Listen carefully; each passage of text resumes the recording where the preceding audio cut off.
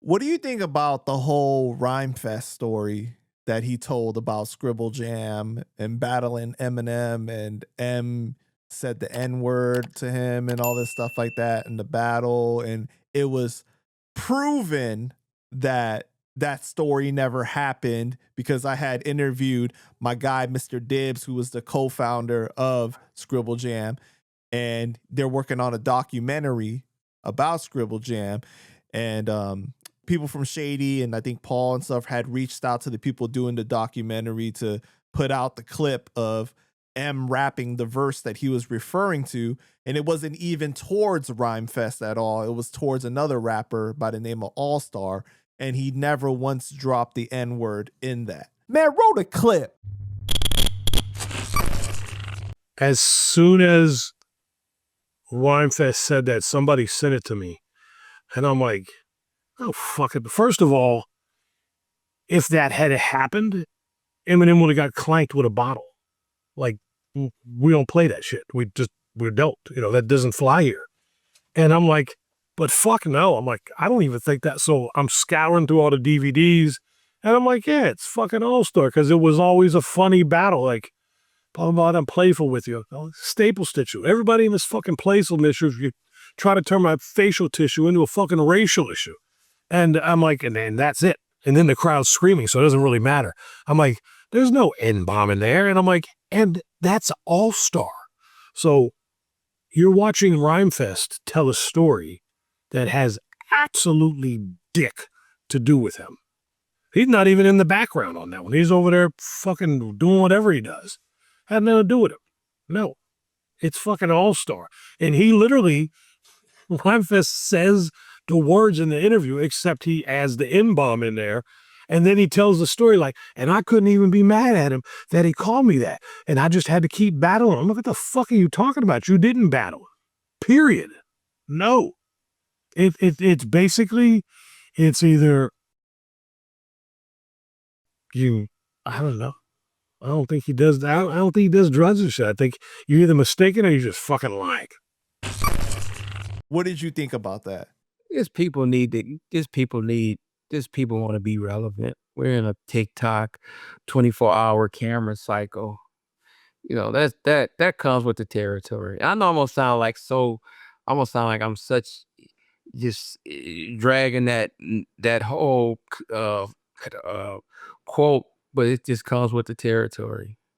You know, you people who just want to make some noise and just want to, I mean, that it doesn't shock me at all.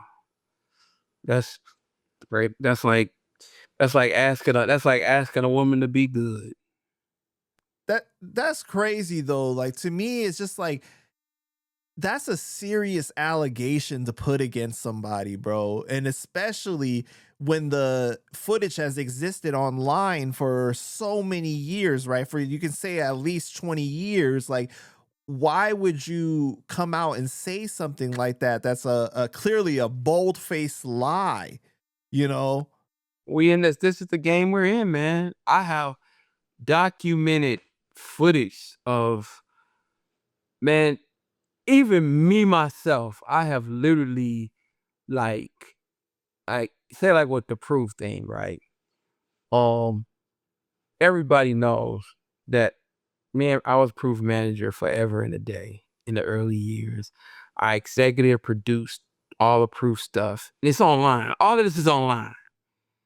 And motherfuckers be like, well, I overseen this and I overseen that. It's like, dude, are you crazy? So when you talk about that, I'm so used to that, Panda. You wouldn't even believe how people have, like, I mean, they do that all the time, man. So that's just kind of like, I done became analgesic to that whole process. It doesn't even bother me at all about none of that. It really don't. So you weren't surprised at all when you first saw Rhymefest come out and say that? I think people need sensationalism, and people will get drawn to that. And rather him just saying, hey, I'm cool. You know, he had that one record, you know, Kanye put him on. That was one of my jams back when he came out, that brand new.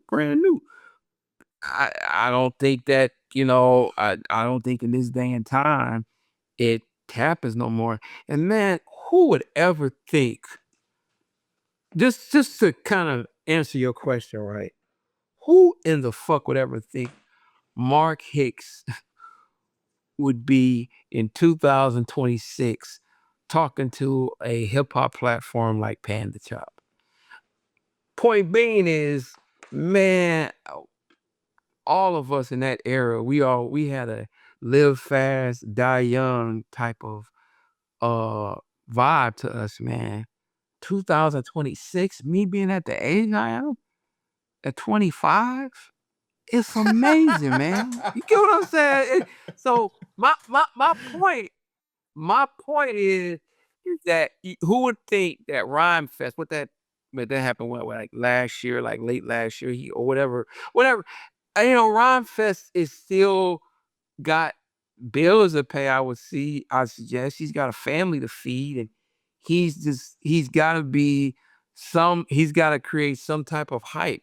So we've really, and this is the secret. This is the secret. I'm about to breaking news. Most guys in hip hop in our era, we didn't expect to be like really doing shit in 2026. We really didn't. I mean, I'm not saying we all expected to, and like I said, I'm just saying, like, I think most motherfuckers are thinking like, you know, like, y- you know, thinking like, well, by that age, 2026, man, I'll probably be in a spaceship and be retired. And now now it became upon us that we here now. And I think you're gonna get that a lot. What we like the such we talked about. I think people want to be, and this is just Mark Hicks' opinion. That's all. I might be wrong. I just told this girl, I said, look, I think he full of shit, but 90% of the time I'm wrong in life, which I'm not. And my opinion is, I think guys from my era, they have to stay relevant. They want to stay relevant.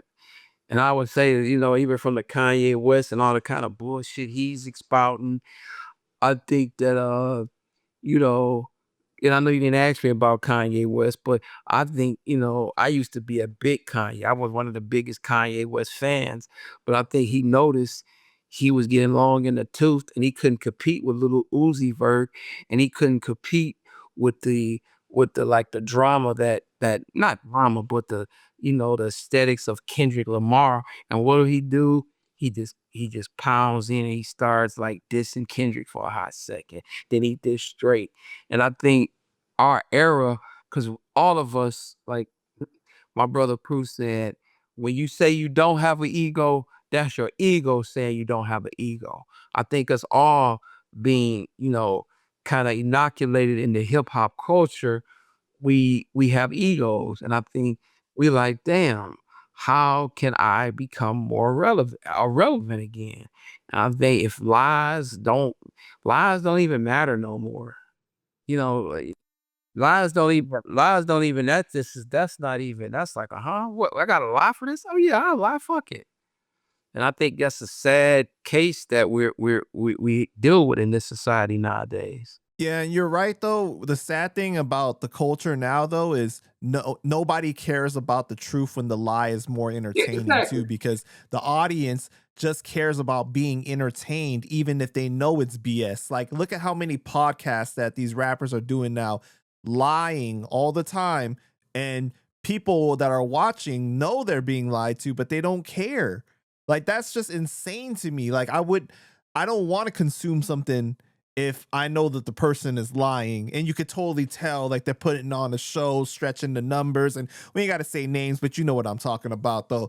But it's insane. But like to me, with the Rhymefest situation, I'm looking at it like, bro, you have your own story about when you battled M. Like, why wouldn't you just tell that story? Why would you tell a story that is not even true and that could be easily disproven? Like maybe you wouldn't have gotten as many clicks, but at the same time, like to this level, like now, like your name is not as credible because of what you said, Right. That's you know? it's totally, man. I mean, the game, but you know, you gotta remember, man. Hip hop is in a it's going in a weird trajectory right now. It's really going in an atmosphere where we don't know where it's gonna head because I mean, it's so many lies out there. Like I even say to myself, I maybe even said this in our last interview, or our first inaugural interview. I might have said this that I don't know. I think I fell in love with hip hop. Well, I was always, my mom was buying some vinyl, but I remember I was watching on MTV when I really fell in love with it when I was like, oh, this is my life now. A special ed, I got it made. That video came on. And I was watching rap videos before then, but I was like, just the style, the cool of special ed, and I got a Poussant and all of that crazy stuff he was saying. I was like, man, I went out and because I was the baby in the family, so I always like, I always would, go get my brother's Run DMC tape or my sister's Salt and Pepper tape or whatever.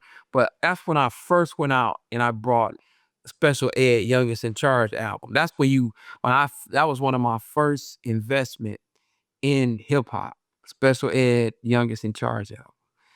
And okay, so with that being said, it's like, man, when you start investing in when you start like really becoming into hip hop, it's like it takes on a whole road. And my point being is, I think I was maybe 14.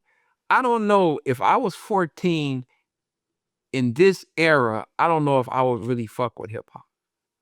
I'm being honest with you. I don't think I don't think I could.